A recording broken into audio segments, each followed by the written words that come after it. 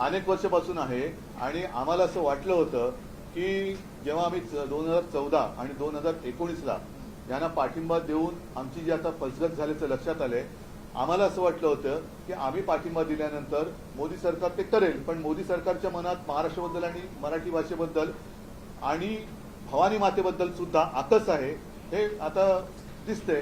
कारण मोदीजी इतर सगळ्या मंदिरात गेलेत, पण अजून मला नाही वाटत तुळजाभवानीच्या मंदिरात कधी गेलेत.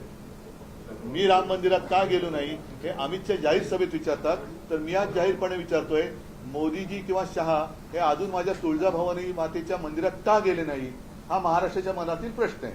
आणि मग त्यांनी मला प्रश्न विचारावा. आणि राम मंदिरामध्ये जेव्हा अयोध्येमध्ये हा सोहळा चालला होता तेव्हा तुमच्या सगळ्यांच्या साक्षीने मी नाशिकच्या काळाराम मंदिरात गेलो होतो, पण अद्याप परत एकदा सांगतो, आता तर महाराष्ट्रामध्ये ते अनेकदा येत आहेत.